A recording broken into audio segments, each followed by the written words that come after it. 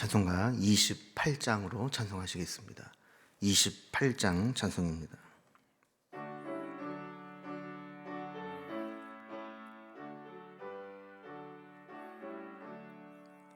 복의 근원 강림하사 찬송하게 하소서.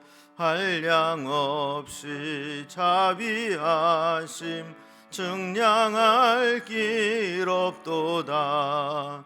천사들의 찬송가를 내게 가르치소서. 구속하신 그 사랑을 항상 찬송합니다. 주의 크신 도움받아 이때까지 왔으니 이와 같이 천국에도 이르기를 바라네. 하나님의 품을 떠나 죄에 빠진 우리를 예수 구원하시려고 보혈을 흘려주셨네. 주의 귀한 은혜 받고 일생 빚진 자 되네. 주의 은혜 사슬 되사 나를 주께 매소서. 우리 마음은 연약하여 범죄하기 쉬우니 하나님이 받으시고 천국인을 치소서. 아멘. 아멘. 하나님 말씀 구약성경 역대하 20장 29장 20절에서 36절까지 말씀입니다.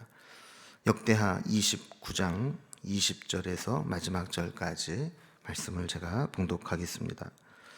히스기야 왕이 일찍이 일어나 성읍의 귀인들을 모아 여호와의 전에 올라가서 수송아지 7마리와 숫양 7마리와 어린 양 7마리와 숫염소 7마리를 끌어다가 나라와 성소와 유다를 위하여 속죄 제물로 삼고 아론의 자손 제사장들을 명령하여 여호와의 제단에 드리게 하니, 이에 수소를 잡음에 제사장들이 그 피를 받아 제단에 뿌리고 또 숫양들을 잡음에 그 피를 제단에 뿌리고 또 어린 양들을 잡음에 그 피를 제단에 뿌리고, 이에 속죄 제물로 드릴 숫염소들을 왕과 회중 앞으로 끌어오매 그들이 그 위에 안수하고 제사장들이 잡아 그 피를 속죄제로 삼아 제단에 드려 온 이스라엘을 위하여 속죄하니, 이는 왕이 명령하여 온 이스라엘을 위하여 번제와 속죄제를 드리게 하였음이더라. 왕이 레위 사람들을 여호와의 전에 두어서 다윗과 왕의 선견자 갓과 선지자 나단이 명령한 대로 재금과 비파와 수금을 잡게 하니, 이는 여호와께서 그의 선지자들로 이렇게 명령하셨음이더라. 레위 사람은 다윗의 악기를 잡고 제사장은 나팔을 잡고 섬에 히스기야가 명령하여 번제를 제단에 드릴새 번제 드리기를 시작하는 동시에 여호와의 시로 노래하고 나팔을 불며 이스라엘 왕 다윗의 악기를 울리고 온 회중이 경배하며 노래하는 자들은 노래하고 나팔 부는 자들은 나팔을 불어 번제를 마치기까지 이르니라. 제사 드리기를 마침에 왕과 그와 함께 있는 자들이 다 엎드려 경배하니라. 히스기야 왕이 귀인들과 더불어 레위 사람을 명령하여 다윗과 선견자 아삽의 시로 여호와를 찬송하게 하매 그들이 즐거움으로 찬송하고 몸을 굽혀 예배하니라. 이에 히스기야가 말하여 이르되, 너희가 이제 스스로 몸을 깨끗하게 하여 여호와께 드렸으니 마땅히 나와 제물과 감사 제물을 여호와의 전으로 가져오라 하니, 회중이 제물과 감사 제물을 가져오되 무릇 마음에 원하는 자는 또한 번제물도 가져오니 회중이 가져온 번제물의 수요는 숫소가 70마리요 숫 양이 100마리요 어린 양이 200마리이니 이는 다 여호와께 번제물로 드리는 것이며 또 구별하여 드린 소가 600마리요 양이 3000마리라. 그런데 제사장이 부족하여 그 모든 번제 짐승들의 가죽을 능히 벗기지 못하는 고로 그의 형제 레위 사람들이 그 일을 마치기까지 돕고 다른 제사장들이 성결하게 하기까지 기다렸으니 이는 레위 사람들의 성결하게 함이 제사장들보다 성심이 있었음이라. 번제와 화목제의 기름과 각 번제에 속한 전제들이 많더라. 이와 같이 여호와의 전에서 섬기는 일이 순서대로 갖추어지니라. 이 일이 갑자기 되었으나 하나님께서 백성을 위하여 예비하셨으므로 히스기야가 백성과 더불어 기뻐하였더라. 아멘. 우리가 어제 살펴본 바대로 이제 히스기야에 대해서 살펴보고 있는데, 히스기야는 아버지 아하스 때 우상 숭배를 다 버리고 끊어버리고 개혁을 일으켰다 그랬습니다. 그리고 모든 개혁을 일으키고 예배를 다시 회복하게 되는데, 그 예배에 아주 감격스러운 회복이 일어나는 모습을 오늘 그리고 있습니다. 아하스의 뒤를 이어 왕이 된 히스기야는 아버지 아하스 때 우상 숭배로 더럽혀지고 훼손된 성전과 또 폐지되었던 제사제도 예배를 다시 회복시켰습니다. 지난 시간에 살펴본 내용들을 잠깐 정리를 하면, 레위인들을 먼저 성결하게 하고 또 우상 숭배의 흔적이 남아있는 성전을 성결케 하고 또 성전에서 필요한 모든 기물들을 다시 완비시켜서 성전이 제 기능을 발휘할 수 있도록 했던 모습을 살펴보게 됩니다. 이제 오늘 본문에서는 이렇게 모든 준비를 마치고 개혁을 시작한 히스기야가 다시 성전을 청결케 한 후에 제사 제도를 회복시킴으로 하나님과의 관계를 회복시키는 모습이 나오고 있습니다. 그래서 20절에 보면 히스기야가 일찍 일어나 성읍들의 귀인들을 모아 여호와의 전에 올라갔다 그랬습니다. 왜 올라갔을까요?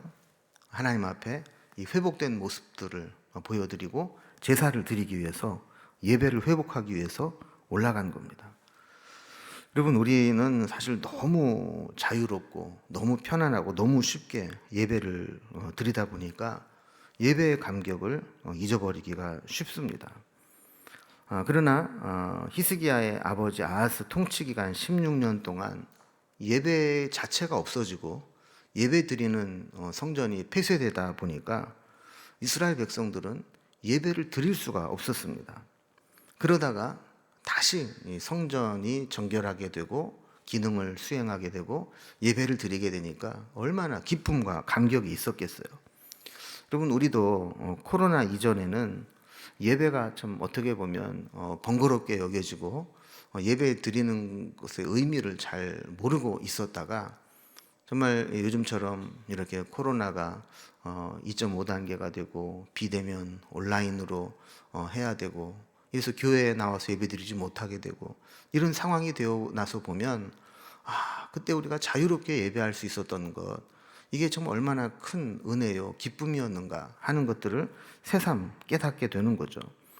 히스기야는 이런 감격들을 성읍의 귀인들과 함께 누리기 위해서 여호와의 성전으로 함께 올라가게 됩니다. 성전에 올라간 히스기야는 먼저 백성들의 죄를 속하기 위해서 속죄제를 드립니다. 21절에 보면 수송아지 7마리와 숫양 7마리와 어린 양 7마리와 숫염소 7마리를 끌어다가 나라와 성소와 유다를 위하여 속죄제물로 삼고 아론의 자손 제사장들을 명령하여 여호와의 제단에 드리게 하니 그랬습니다. 여기 보면 7마리씩 드렸다 하는 것은 이 제물의 온전함을 상징하는 겁니다. 그래서 완전수인 7을 채워서 다 예배를, 제사를, 제물을 드렸고, 또 나라와 성소와 유다를 위해서, 유다에 사는 백성들을 위해서 이렇게 다 속죄제물로 드렸다라는 거예요.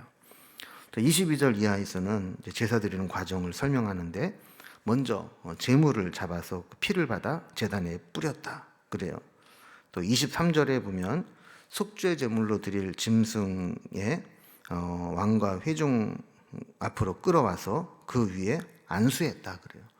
이 안수했다는 것은 죄의 전가를 시키는 예식입니다. 그래서 우리가 지은 죄를 이 제물이 지은 것으로 여겨달라 하는 이제 기도죠. 이렇게 안수를 받은 제물이 제사 드리는 자의 죄를 뒤집어쓰고 제사 드리는 사람 대신해서 죄값을 치르며 죽게 되는 겁니다. 이게 이제 속죄제의 의미죠. 내가 죽어야 마땅하지만 내가 죽으면 그냥 끝이 나니까 내 대신 내 죄를 뒤집어쓰고 죽을 제물에게 안수해서 내 죄를 전가시키고 그를 잡아 죽임으로 내가 죽은 것처럼 여겨달라 하는 게 바로 속죄제의 원리인 것이죠. 25절에서 30절까지는 속죄의 제사를 드린 후에 히스기야가 레위 사람들에게 하나님을 찬양하고 경배하는 예배를 회복하도록 하는 것을 보게 됩니다. 25절에 보면 그 기준이 뭐냐면 다윗 왕의 선견자 갓과 선지자 나단이 명령한 대로 하는 겁니다. 그러니까 다윗은요 성전을 지어서 봉헌하지는 못했지만 그 성전에서 법궤를 모셔두고 그곳에서 하나님을 찬양하고 특별히 레위인들을 조를 짜서 레위인들이 법궤 앞에서 항상 24시간 끊어지지 않고 하나님을 찬양하도록 제도를 만들었습니다. 오늘 본문에 보면 이제 이러한 것들이 선견자 갓과 나단 선지자의 조언대로 이루어지는 것임을 보게 됩니다. 히스기야는 그때 다윗 왕 시절에 나단, 갓과 같은 선지자들을 통해서 성전에서 24시간 하나님 앞에 예배드리고 찬양을 하고 재금과 비파와 수금을 잡고 하나님을 찬양하게 했던 그 규례를 다시 되살립니다. 그래서 26절에 보면 레위 사람은 다윗의 악기를 잡고 제사장은 나팔을 잡고 섰다 그래요. 27절과 28절에 보면 히스기야의 명대로 번제를 드리기 시작한 때부터 여호와의 시로 노래하고 나팔을 불고 다윗의 악기를 울리고 온 회중이 경배하며 노래하는 자들은 노래하고 나팔 부는 자들은 나팔을 불어 번제를 마칠 때까지 계속 찬양이 그치지 않게 했다 그럽니다. 여러분 이 장면을 보면 얼마나 은혜스럽습니까? 우리도 코로나 끝나고 나면 한번 대대적인 찬양 예배를 한번 드려보자 이렇게 계획을 하고 세웠는데도 그 모습이 아직 이루어지지 못하고 있잖아요. 제한적으로 찬양을 드릴 때도 마스크를 쓰고 찬양을 해야 되고 늘 그 방역 거리 뭐 이런 거 따지다 보니까 보통 우리가 위축되는 게 아니에요. 근데 만약에 우리가 이런 것들이 다 끝이 나고 정말 모든 사람들이 막 부둥켜 안듯이 그냥 기쁨으로 모든 악기를 총동원해서 예배하고 찬양을 드릴 수 있다면 이렇게 얼마나 큰 감격과 기쁨이 되겠어요. 지금 이렇게 히스기야는 성전을 정결하게 하고 예배를 정상화시키고 하나님 앞에 속죄제를 드린 후에는 이제 이 어마어마한 찬양대원들을 다시 조직을 하고 만들어서 하나님 앞에 예배와 찬양이 끊어지지 않도록 했던 겁니다. 여기서 여호와의 시는 다윗 이후로 하나님께 예배할 때 읽기도 하고 곡을 붙여서 찬양으로 부르기도 했던 시편과 같은 것들입니다. 또 다윗의 악기는 다윗이 하나님을 찬양하기 위해서 고안하고 제작된 악기들로 예배 시간에 사용이 되었던 것 같습니다. 히스기야는 이렇게 가장 열정적으로 하나님을 찬양했던 이 다윗을 원형으로 해서 다윗의 그 열정적이고 열망을 가진 예배를 이 성전에서 재현시키고자 했던 그런 열망을 가지고 있는 거예요. 여러분 하나님의 사람들은 다 이런 열망이 있지 않습니까? 최고의 예배, 멋진 예배 하나님 앞에 드리고 싶은 그런 마음이 있는 거죠. 그럼 이 장면을 가만히 보면 제사와 찬양이 함께 이루어지고 있는 것을 보게 됩니다. 예배가 회복되면서 제사가 다시 원활하게 이루어지고 그 속죄의 은혜를 체험한 자들이 다시 그 은혜에 감사하는 마음으로 헌신을 다짐하며 찬양하는 것, 이러한 이 선순환이 이어지면서 신앙의 회복이 이루어지게 되는 겁니다. 29절과 30절에 오면 다윗은 제사를 다 마치고 나서 다시 한번 모두에게 엎드려 경배하게 했고 레위 사람들에게는 다윗과 선견자 아삽의 시로 여호와를 찬송하게 했습니다. 그래서 이렇게 막 찬양을 격려하고 예배를 격려하고 하면서 이 분위기 자체가 뭐 의무적으로 형식적으로 그냥 하는 의식이 아니라 정말 기쁨과 감격 속에서 축제와 같은 예배가 되도록 한 것이죠. 자, 그리고 31절에 보면 히스기야는 이제 공적으로 나라에서 하나님 앞에 제사를 드리고 예물을 바치는 것 이외에 백성들에게도 이제 자원하는 사람들은 하나님 앞에 예물을 드리고 예배하라라고 권면합니다. 31절을 보면요, 너희가 이제 스스로 몸을 깨끗하게 하여 여호와께 드렸으니 마땅히 나와 제물과 감사 제물을 여호와의 전으로 가져오라 그랬습니다. 그러니까 히스기야의 주도로 유다 백성 전체를 위한 속죄 제사를 아까 드렸잖아요. 그래서 유다 자체가 성결함을 입게 되었으니까 이제 개인적으로도 하나님 앞에 감사 제사를 드리라는 거예요. 31절 하반절에서는 회중이 제물과 감사 제물을 가져오되 무릇 마음에 원하는 자는 또한 번제물도 가져오니. 속죄 제물을 드린 후에 백성들은 제물과 감사 제물을 드렸는데 원하는 사람은 번제 제물도 함께 가져왔다. 여러분, 이것은 이전에 저들이 행한 우상 숭배가 아하스 왕의 악한 통치의 결과이기는 했지만 거기에 동참한 개인적인 책임도 깊이 통감한 자들이 자신의 잘못을 하나님 앞에 고백하고 속죄의 제물을 개인적으로 드렸다라는 겁니다. 그러니까 여러분, 우리는 하나님 앞에 은혜도 도매금으로 그냥 남들 다 받으니까 은혜 받고 나도 받았다 이게 아니고, 사실 하나님의 은혜를 체험하는 것도 개별적으로 받는 것이고, 또 하나님을 만나는 것도 개별적으로 만나는 것이고, 또 나의 어떤 허물과 죄에 대해서 하나님 앞에 고백하는 것도 개인적으로 고백하고 해결함을 받아야 되는 겁니다. 자, 이렇게 이스라엘 백성들 중에는 은혜가 회복되고 나니까 공동체적으로 드린 제사는 제사고 개인적으로도 하나님 앞에 드릴 제사들을 드리는 것들을 보게 됩니다. 32절, 33절을 보면 저들이 하나님께 드린 제물의 수요를 기록하고 있는데, 수소가 70마리요, 숫양이 100마리요, 어린 양이 200마리니 이는 다 여호와께 번제물로 드리는 것이며, 또 구별하여 드린 소가 600마리요, 양이 3000마리라 그랬습니다. 이것은 어떤 개인적으로 드린 제물들이 이렇게 많다는 것을 보여주는 것이죠. 그러니까 백성들 마음속에는 하나님과의 언약이 회복되고 이런 예배가 회복되고 신앙이 다시 회복되기를 사모하는 열망들이 있었다는 겁니다. 자, 이렇게 해서 막 백성들이 막 자원하는 심정으로 감사 제물도 드리고 번제도 드리고 속죄 제물도 드리고 막 제물을 드리는데 34절에 보면 행복한 고민이 등장합니다. 이렇게 너무 많은 이 제사의 제물들이 막 몰려오니까 제사장의 수가 부족했다는 거예요. 그래서 제사 드리는 일을 레위 사람들이 도울 수밖에 없었다는 거죠. 34절 마지막 부분에 보면 이는 레위 사람의 성결하게 함이 제사장들보다 성심이 있었습니다 그랬습니다. 여러분, 우리가 이제 전에 살펴본 아하스 왕 때에는 제사장들이 아하스가 섬기는 우상 숭배에 가담하고 정치적으로 결탁했던 것으로 보입니다. 여기에 비해서 레위인들은 당시 제사장들보다는 순수하게 하나님을 섬겼던 그런 역할을 했던 것 같습니다.